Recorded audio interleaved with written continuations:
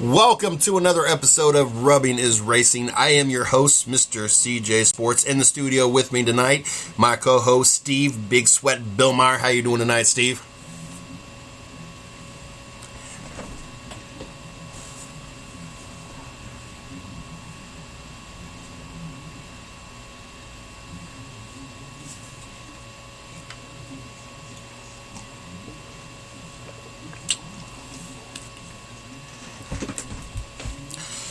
That it was. Phoenix. Always an interesting race. Usually always won by Kevin Harvick. Still a top 5 finish, but it's going to be a little different knowing that Happy Harvick's not going to be part of the championship weekend this weekend. It's kind of disappointing I'm not going to be part of the championship weekend as I was approved for it, but finances and personal issues is going to keep me away from Homestead this weekend, but there's always next year. But the stage has been set. I don't quite think this was the Final Four everybody was expecting. Did you in any part of combination even have half this field as your Final Four?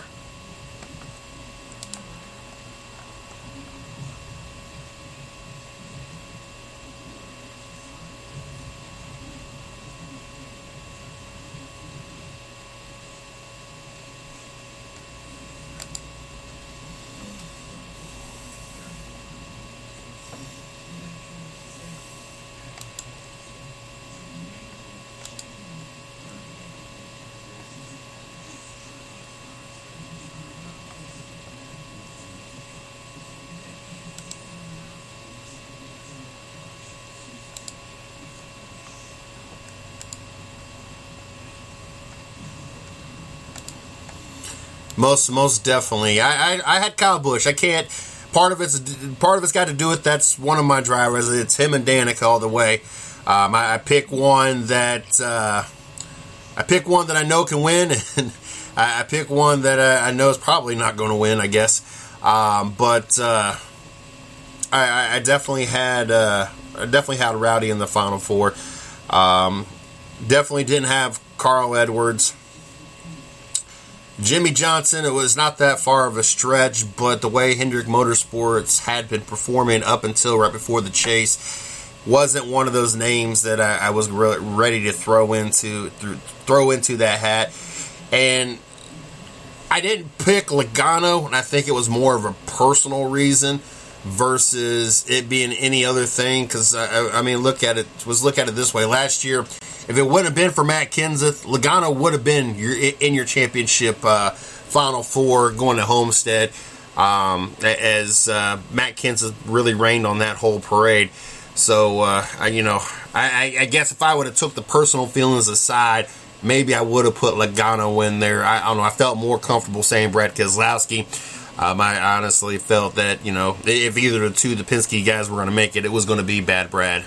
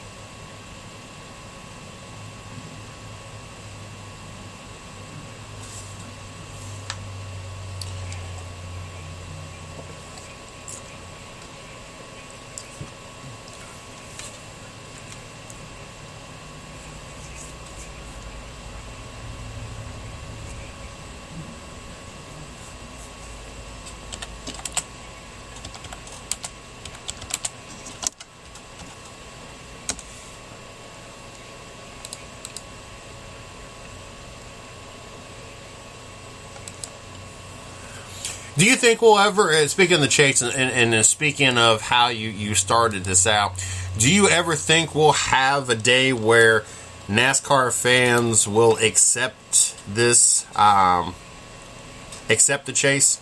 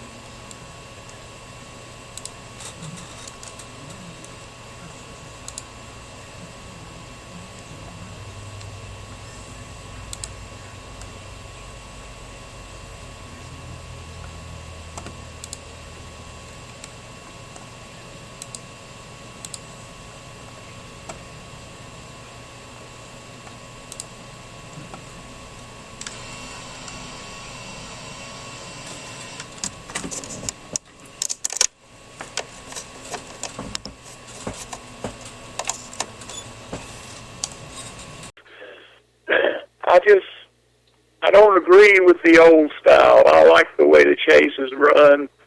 I like the excitement in the racing that the chase provides, and I think it's definitely what NASCAR needed and NASCAR wanted. And like I said, if you know, after Sunday, if you were still disappointed in the chase, you're just not thinking clearly. It couldn't have been a more exciting, more dramatic race. You know, it just, I don't know, it just amazes me. I don't know, I couldn't imagine going back to the old system. And, you know, we have a lot of people that, you know, they sit here and talk about it. I wonder if people even really remember the old system at this point. I think a lot of them are holding on to something that they probably don't even remember. Like you know, I tell this story all the time. I can remember my very first race, Atlanta, '95. Gordon, Atlanta was the final race of the season that year. And Gordon, pretty much all he had to do was start the car, and he won the championship. Yeah. And going from that to going to when I got to go to Homestead last year and knowing that there were 4 guys in legitimate contention to win a championship, I couldn't imagine going back to, God, all Gordon's got to do, or all Kyle Busch has got to do is start his car and he's won the championship, or all he's got to do is show up at Phoenix and he's won the championship. We don't even got to worry about Homestead. Like, I couldn't even imagine going back to that. Yeah, I hate to keep comparing it to stick and ball sports, but where's the excitement in already knowing who's going to be the champion before the game really starts? I mean, to me, it's just a lot more exciting this way. I like it a lot this way, and I hate to see, I've seen a lot of comments yesterday during the race and today about, you know, how bad NASCAR is doing and how they've really messed up the championship and everything, and I just don't agree at all.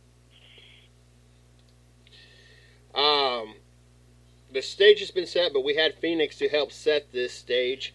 We had a strong outing for some drivers, and really the top 10 is very impressive with the names that finished in the top 10. We're going to talk about that. Joey Logano obviously seals his fate, gets himself into the championship round. Kyle Busch second, Kyle Larson third, Kevin Harvick fourth, Kurt Busch fifth. All in all, just a great. When we talk about, and it really saddens me because we get sidetracked in all these subtopics. We talk about the inspections, and we know that once upon a time this season that was a big topic. It seemed week in and week out we were watching guys inspect, and whether or not NASCAR needed to change that whole concept. We got the whole chase conversation. We've had different unfortunate topics. Dale Jr. and his concussions. Jeff Gordon come back out of retirement. Just a bunch of little subtopics that has kind of really taken away from probably one of the best years when it comes to actual on-the-track racing. With some of the closest finishes, and some of the tracks, they were the closest finishes that track has ever seen in the history of those tracks. And it's really a shame that this season we've seen so many really meaningless topics get brought up that kind of have drawn away from us really appreciating the racing that we've seen on the track this year. Yeah, it really has. I mean, it's been a lot of interesting races. I saw comments yesterday about how it was a boring race up until the last few laps and everything, and it, to me, it wasn't a boring race. I paid a lot of attention, and I stayed interested in Kevin Harvick. Kevin Harvick started out the race, and he was in left field. His car wouldn't handle worth a damn, and they kept working on it, and they kept making adjustments on it, and it got down to the end, and there he is in the top five. I mean, to me, that's an exciting part of racing in itself, to see these crew chiefs overcome an ill-handling car and make it better for the driver. I mean, it's not all about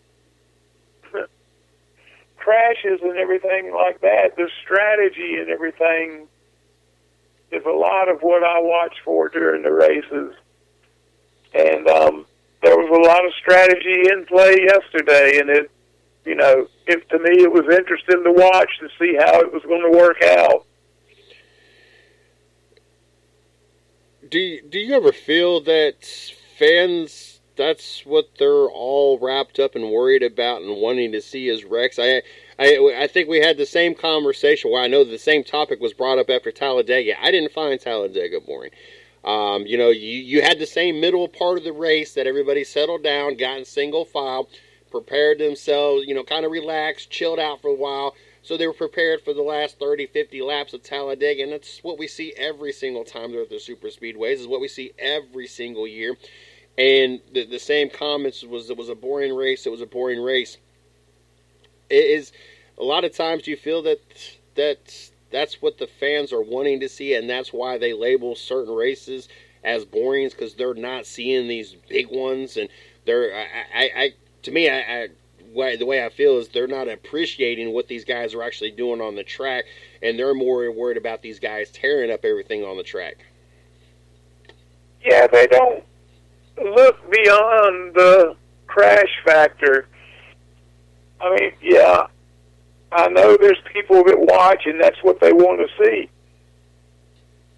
His car's being tore up and everything, but there's a lot more to racing going on than just the wrecks. You just got to kind of apply yourself and pay attention to what they're doing to truly appreciate what it takes to win one of these races.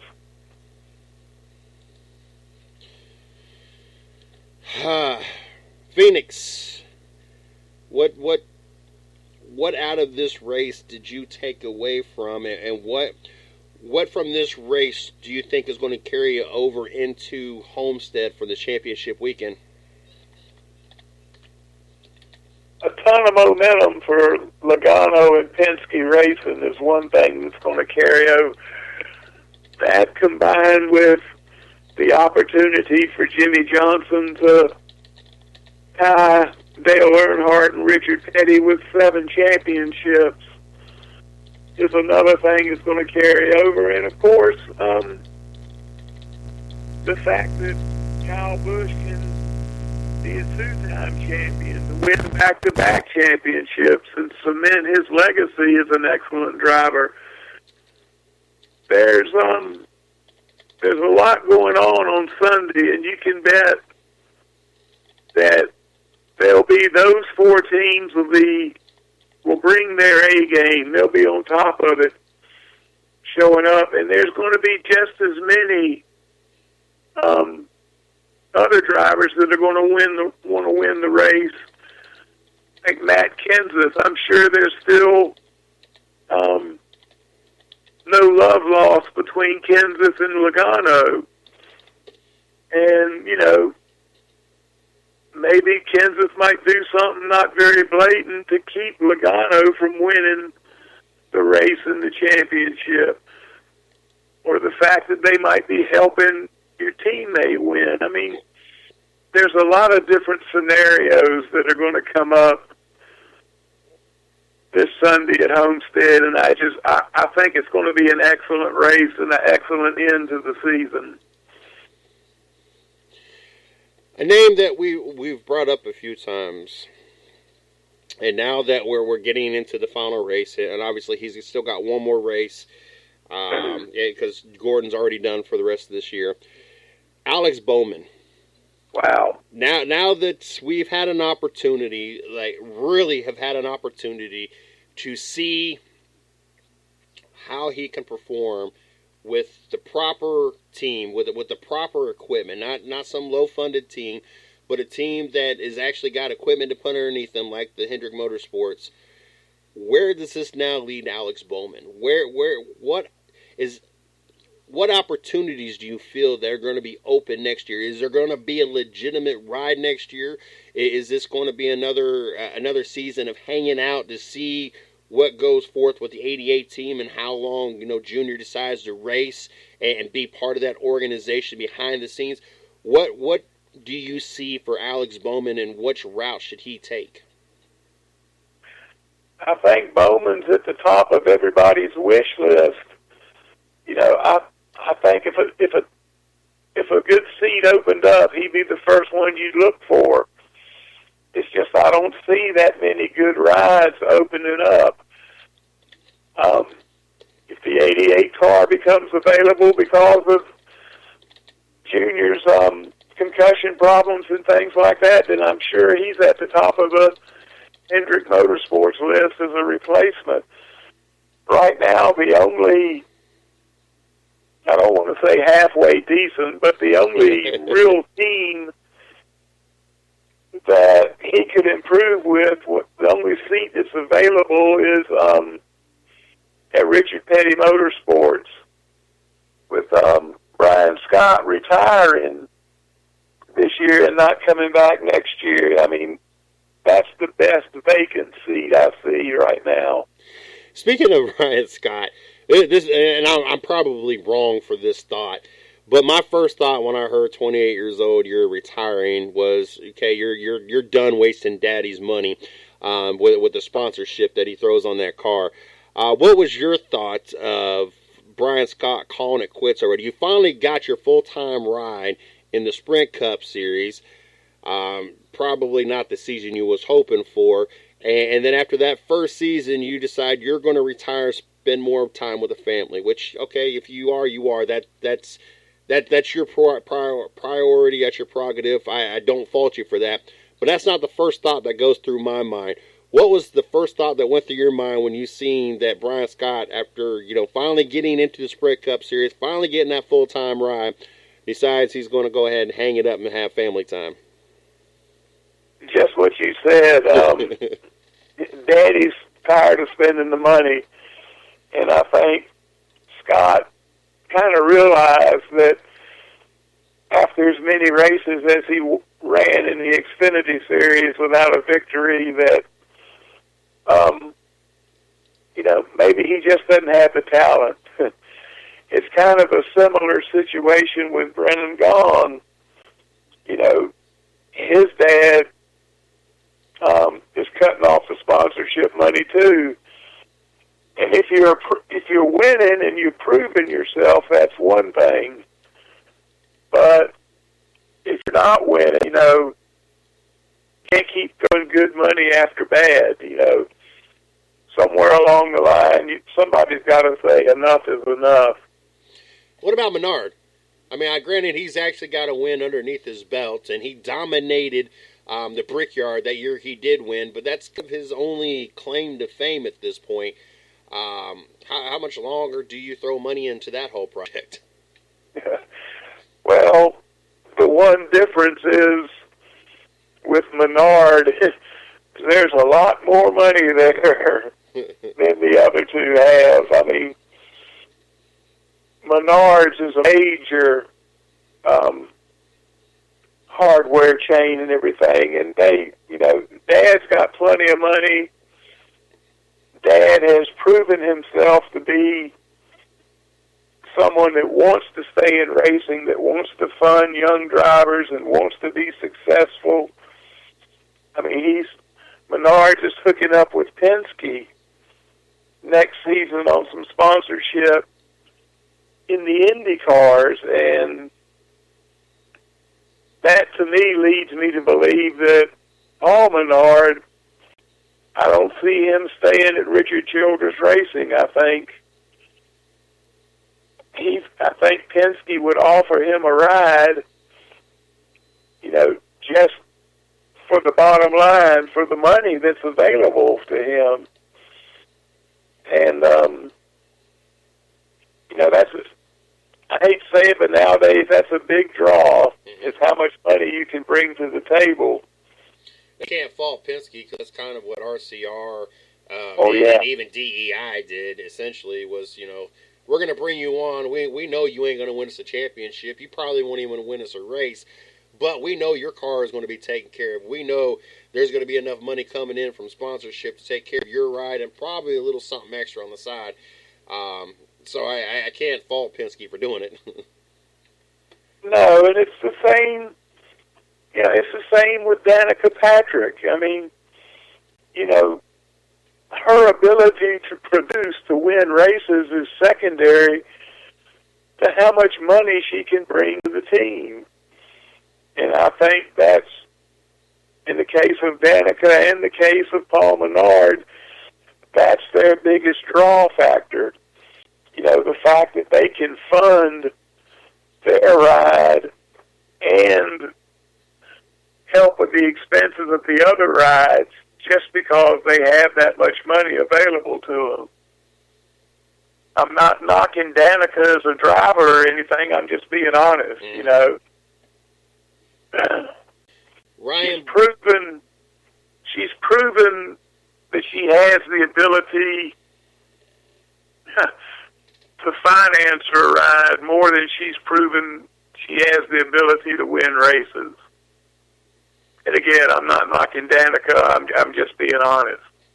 Most definitely. And I mean, I think the biggest argument when it comes to Danica that drives me crazy is they talk about she just a marketing tool. Newsflash, every driver is just a marketing tool. Exactly. If you think Dale Jr. is anything other than a marketing tool to Nationwide and all these other companies that, even Hendrick Motorsports, you got the Golden Child, you got the most popular driver for like 10,000 years, has never really accomplished anything. He's won some races, I'll give him that. The last couple of years, outside of the concussion, he's gotten a lot better with that 88 team, and at a couple different points in time, I was starting to think that he might have been a title contender. And hell, I think he was towards the top of the points the first year he went out with a concussion, and this year, there's no doubt he would have been in the chase and probably would have went deep in it as well without the concussion. So I'm not going to take anything away from that, but I mean, Dale Jr. is nothing more than a marketing tool as well. And everybody wants to have, a piece of Dale Jr., in their stable somehow or another. So, I mean, everybody is a marketing tool. I can remember, and I talk about this all the time, I can remember when Casey Kane first came out, and it was, I don't know, it was nationwide. He wasn't with Farmers Market back then, I don't think. I think he was with somebody else. And you always watch the three girls in the car daydream and end up wrecking their car thinking about Casey Kane, not because he was winning races left and right, it's because he was a marketing tool. You got a few drivers like that are just simply marketing tools is what they are. Well, I'm not going to say some. All the drivers are. Just some are more marketable than others. And the PR is doing their job right, then they're more marketable than others. Exactly. I mean, do you think Hendrick Motorsports wanted Dale Jr. because of his race winning and championship winning potential, or the fact that he can draw sponsors and he sells 1 billion T-shirts a year that Hendrick Motorsports gets a cut out of each T-shirt he sells? I mean, there's a reason for everything, but I think, with the way racing is now, the amount of money you can bring in and the dollar that you're worth is a big factor in where you go now, as opposed to just on your skill. Hell, Jeff Gordon is a prime example this year. Do you think Hendrick Motorsports and all those sponsors that got on that 88 car every time he stepped in that car was counting on him winning a championship or even really winning a race? Yeah, there was hope, but Gordon wasn't out there to win races. He was out there to put a good show and give the sponsors what they wanted. If he won a race, it was a bonus, but he still had that itch a little bit, but it wasn't about going out winning a championship or winning all the races he stepped into that car. It was making sure that the sponsors were happy. It was about selling T-shirts. It was about putting fans in the seats. It was all a marketing piece to pull him out of retirement. As many people that they have in that organization, in their farm market, and everything else that they could have pulled out. And we talked about this earlier in the year. I mean, to me, it would have made more sense for Alex Bowman to ride all those cars, especially how he's performed, and that kind of gives you a direction towards the future. But yet, you were willing to hold on to the past, not because he was going to win you a championship or come back out of retirement permanently, or even win you a bunch of races. That was all marketing, and that's all that was. Exactly. I mean, there's no way that Alex Bowman can satisfy the sponsors the way that Jeff Gordon can satisfy the sponsors. Up until now, Alex Bowman wasn't going to get the attention for driving that car that Jeff Gordon got. And the sponsors realize that, and you have to keep the sponsors happy to keep them coming back. And I think that was a big part of why they asked him to come out of retirement and fill in for Dale Jr. at some of the races. I mean,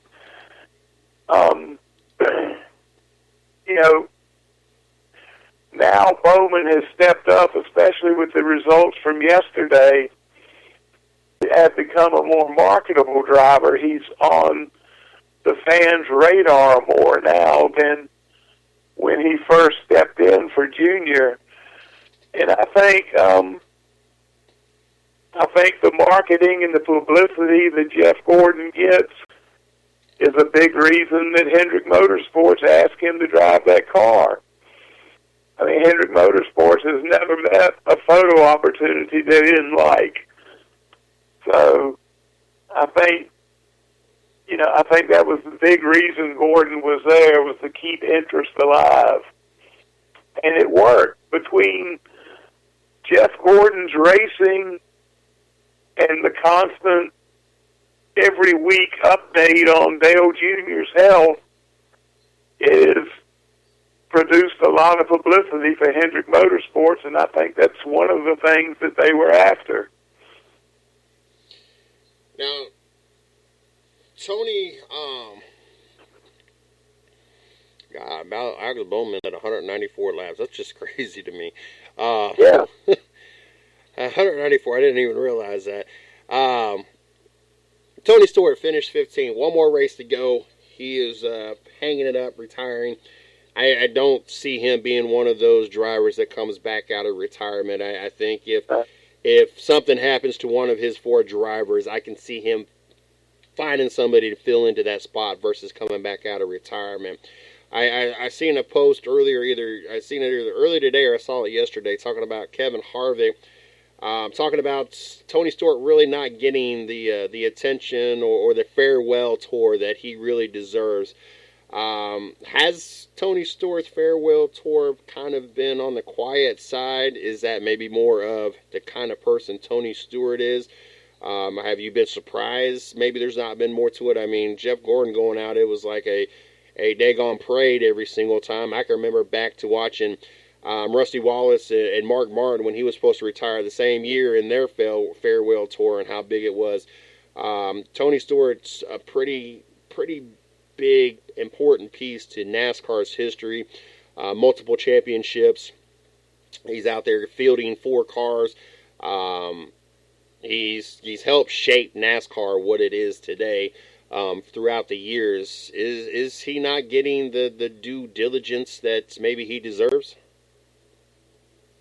I think the reason he's not getting it is because he stated early when he announced his retirement that he didn't want all that fanfare, all of that Jeff Gordon had with his retirement and everything. And I think that's just the type of person and the type of driver that Tony Stewart is. Gordon retired and supposedly wasn't going to race anymore, where Tony's going to retire, but he's just not racing Sprint Cup anymore. I mean, he'll still be racing sprint cars and stuff, which are his first love.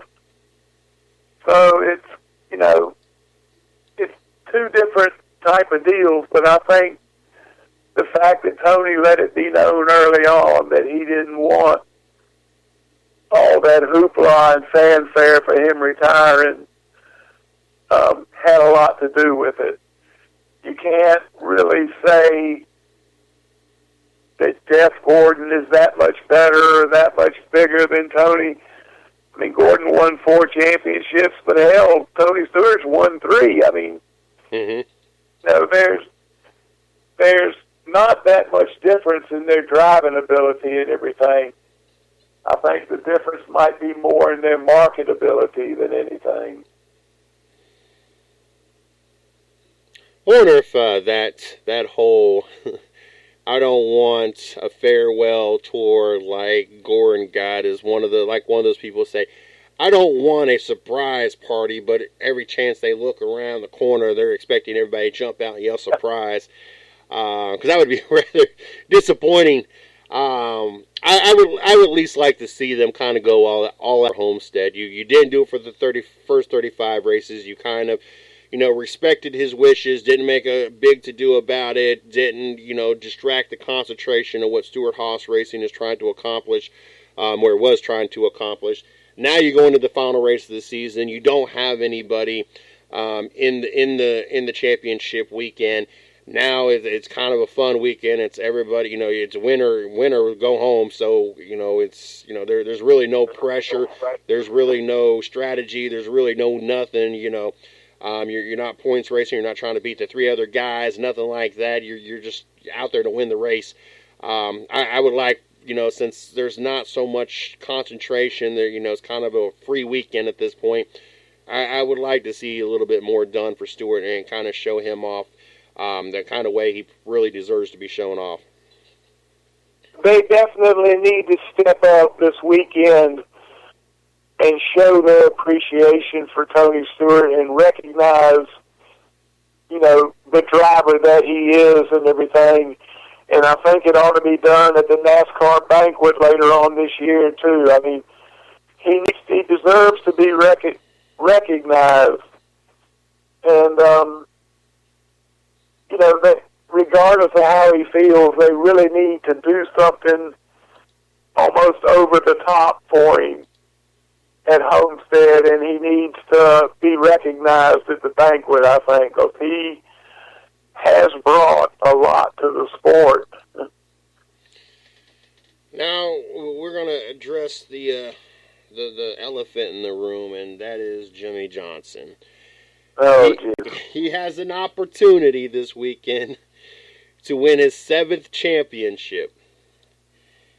And of course, you got a lot of the old school NASCAR fans that are not liking what the possibilities of happening this weekend, with the possibility of tying the King and Senior with 7 championships. People don't look at his championships the same. They don't view him the same. Blasey blah, blasey blah. I guess I sit in a different boat, because different generations. One, and this is the same. And talking about ball and stick sports, this is the same argument you have with Michael Jordan versus Kobe Bryant versus LeBron James. You have 3 different eras. The competition's different. The rules are different. The format's different. Same thing in the NBA is the same thing in NASCAR. The competition was different. The playing field was different. The platform is different. Everything is different about this sport from when Richard Petty won the championship versus when Dale Sr. won all his championships to now when Jimmy Johnson has won his championship. They all adapted and were the best of the best during their time, when the way the rules were written, way the format was played out, everything that, that their situation, they were the best of the best 7 times. Jimmy Johnson right now 6 times. Therefore, and it's not like the competition's gotten any worse. We have some of the most competitive drivers and some of the best drivers out there. I mean, you don't think so, then tell Kyle Busch that and tell Tony Stewart that. You got some of the most talented drivers, and not only can they drive NASCAR, they can drive just about anything. You put Tony Stewart almost behind anything, or Kyle Busch behind anything, or Kevin Hart behind anything, you're going to have a successful, experience, regardless what you put him behind. I don't view it the same as everybody else. I feel that if Jimmy Johnson wins this championship, he is just as good in my book as Richard Petty. Wow, I about really screwed that one up. Richard Petty, Dale Sr., and heaven forbid we have the same conversation next year and 8 comes up. What's your thoughts on this, Steve? Yeah, even if he wins 8 championships, that doesn't make Jimmy Johnson better than Dale Earnhardt or better than Richard Petty. Jimmy Johnson is the best of his era. Mm-hmm. Richard Petty was the best of his era. Dale Sr. was the best of his era. But you can't group the 3 of them together and say one is better than the other, because they all accomplished a tremendous amount during their time, during the time that they won their championships and everything. The thing that kind of cracked me up yesterday was when Johnson got penalized for passing the pace car on pit road. And all the Jimmy Johnson fans came out and said he got screwed. That's a stupid rule NASCAR has. Yada, yada, yada. But they don't think, the purpose of that rule is if you did like he did and got ahead of the pace car, he's not required to pit. He could just drive on through. Yep. Come out pit road on the other end, and he's ahead of the pace car and has gained the lap on the whole field. Mm-hmm. Just by doing that. I mean, there's a reason for that rule. It's not to make it so Jimmy Johnson can't win the race. It's to keep smart crew chiefs like Chad Knaus and some of the others from taking advantage of that loophole and using it to gain a lap on the field and everything. It's just,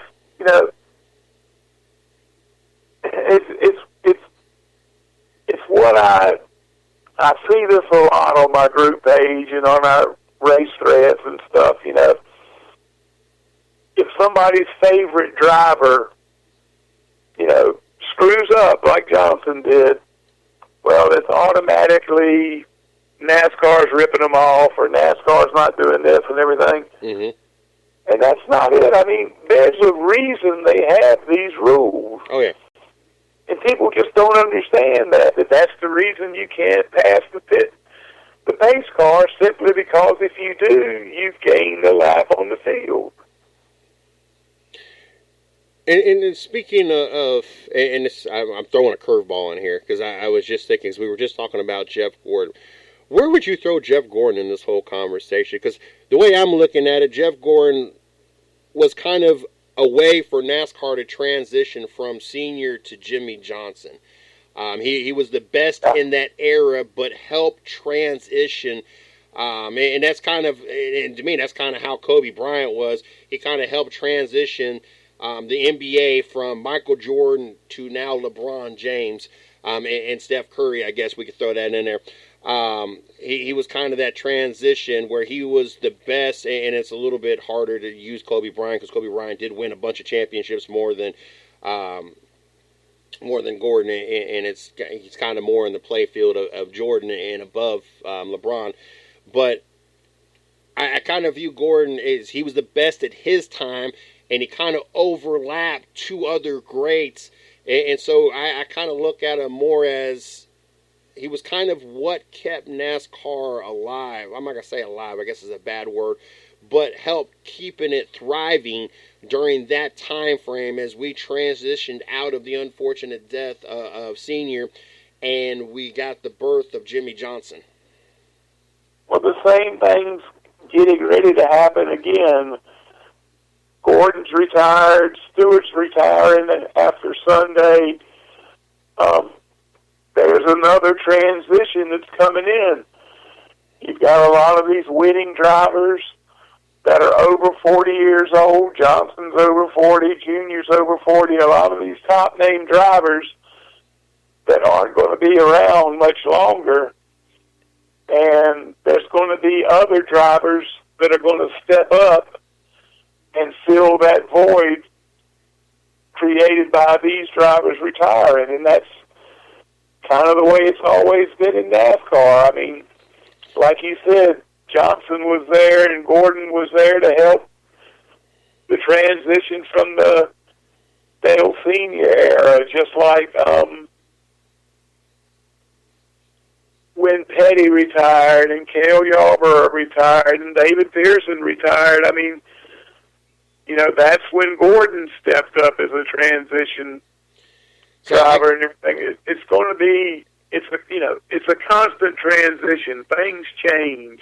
So, does Kyle Busch become our transition driver into our next era and our next great, like the Jimmy Johnson and Dale Senior and Kyle Petty? There you go. I about screwed up again. Richard Petty, or does Kyle Busch become the next great? What do you think Kyle Busch is ready to take that on and become the next great? Or is he going to end up being that driver that kind of transitions us into our next great? Definitely so. I think Kyle Busch right now is one of the strongest drivers in NASCAR. Bar none, he is the smartest driver with the best track savvy of anybody we've got right now. He's got all the tools and the equipment. The sky's the limit for him right now. But, you know, a couple years down the road when a couple more drivers step down, you might have somebody like Alex Bowman that might step up and cover the void left by these drivers retiring. It's kind of like that in any sport, really. I mean, you have your high and low periods that everybody goes through, and, you know, there's going to be a fall off from where the retiring drivers are stepping away, but there's plenty of young talent available to fill those seats. and to change the focus of NASCAR racing from the older drivers to a new set of younger drivers that's coming up. I mean, geez, Joe Gibbs Racing has got a stable full of excellent drivers. Oh, yeah. Speaking of upcoming drivers and young, talented drivers, the Xfinity Series is down to their final four. Eric Jones, Daniel Suarve, Justin Allgaier, Elliott Sadler. Well, the last two ain't so young, especially Elliott Sadler. Yeah. Justin Allgaier, of course, dipped in the Sprint Cup last year, didn't quite cut it. I think he's more of an Elliott Sadler in my opinion, that he's pretty much in a Sprint Cup Series driver, really nothing more than that. And Brandon Gaughan is another one to me that they just belong in the Sprint or the Xfinity Series. Obviously, Eric Jones and Suave, or however you pronounce his last name, obviously they're up and coming and they're going to get their opportunity in the Sprint Cup Series. Got your final four over there. What's your thoughts coming down to Homestead and the Xfinity Series? Well, I think, like you said, Sadler and Allgaier are just kind of filling up the field as far as the chase contenders go. I think it's, brain fart. Who are the other two? Eric Jones and Swerve. Eric Jones. Eric Jones is an up-and-comer, and he has all the tools, all the equipment, and all the skill to win that Xfinity Series championship. And I think with everything he's got going for him, it would be hard for him not to. The only thing I can think of that would keep him from being the champion is bad luck, which is the same thing that happened with Byron in the Truck Series. I mean, you know, you can't control luck. It is what it is, so you just, you know, if it happens, it happens. If you avoid it, well, then you're the champion. Mm-hmm.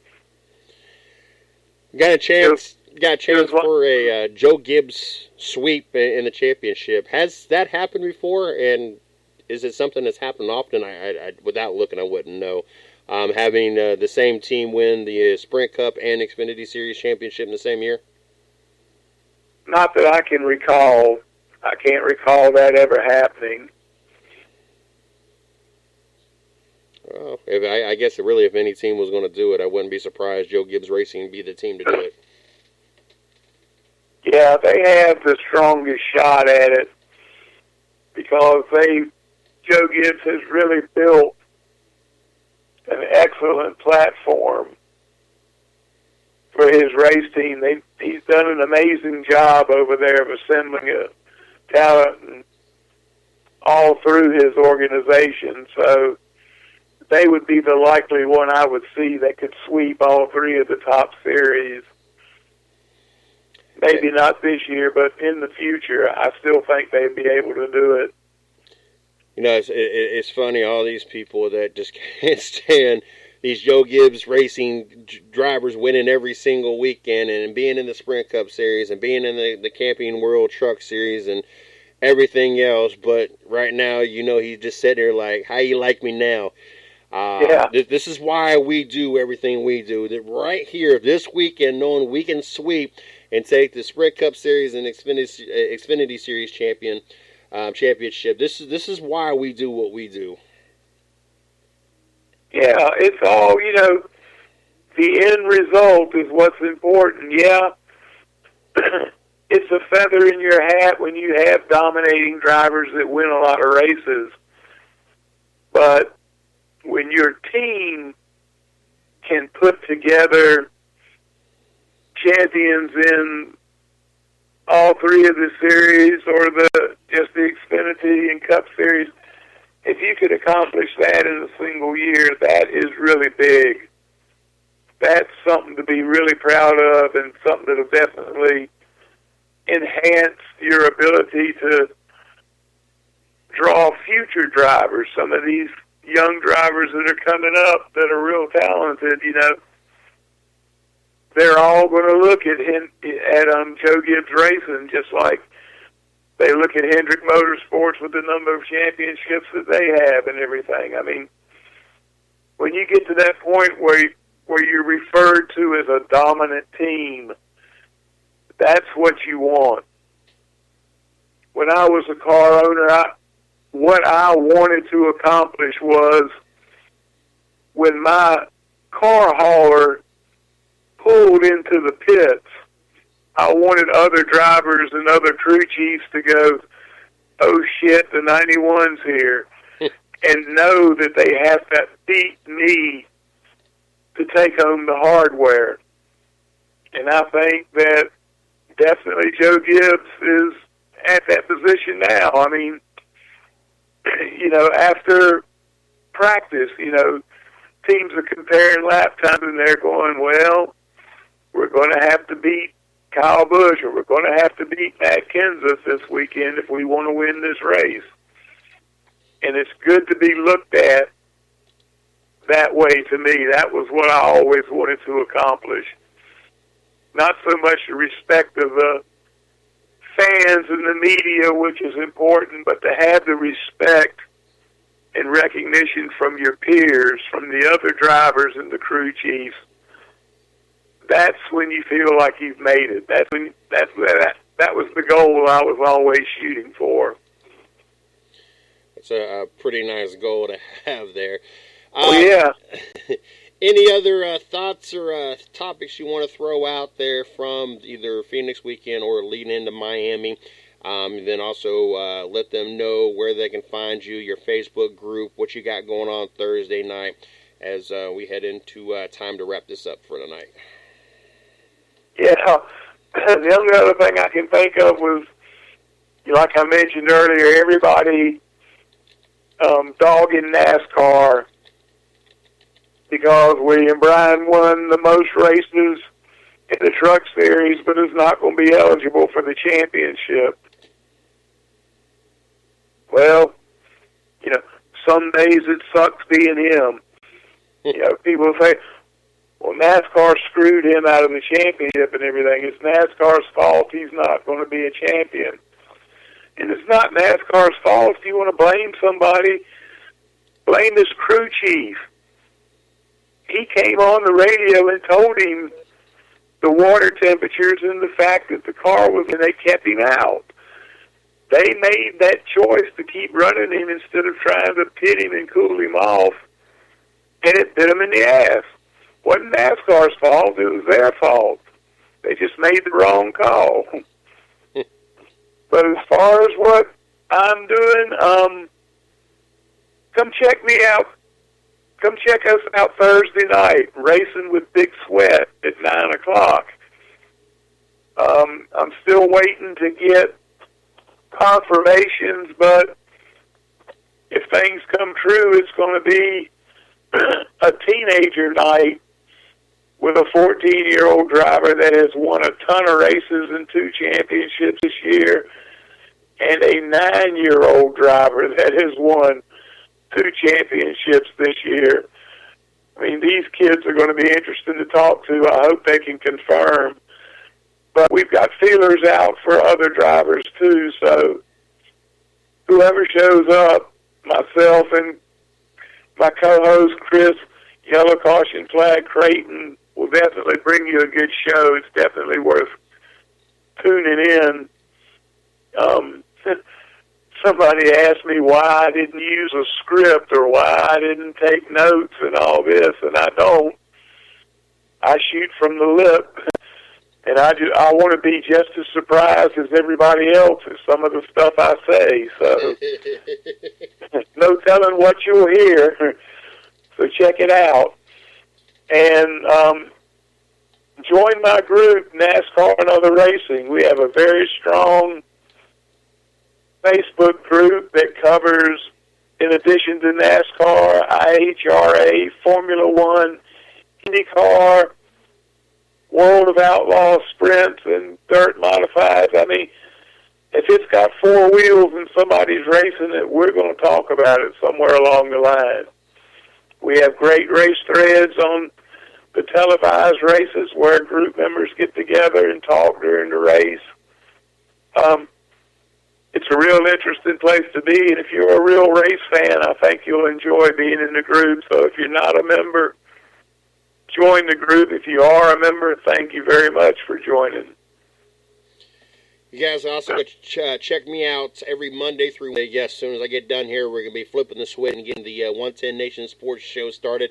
Monday through Wednesday, 7 o'clock kickoff time. We're on for 3 hours. We had a lot of great guests last week. Looking forward to this week as well. You can also check us out on Facebook, 110 Nation Sports. You can check me out on Twitter, at 110 Nation. Make sure you guys check out our site, www.the110nationsports.com, for all the latest going on here at the 110 Nation. I need to make sure I thank Fit for Life, Snafu Seasoning, I-95 Sports Network, and Mile High Radio. Without all of these great marketing partners and networks, we would not be able to continue doing this and continue doing it at the rate we're doing it. So I got to thank each and every last one of them. Steve, looking forward to hanging out in the studio with you Thursday night and being right back here next Monday night, crowning a champion and talking about one hell of a weekend. Look forward to doing this again. Yeah, I'm always looking forward to it. I always have a real good time. I appreciate you letting me be part of this. It's what I like to do. I like to talk about racing.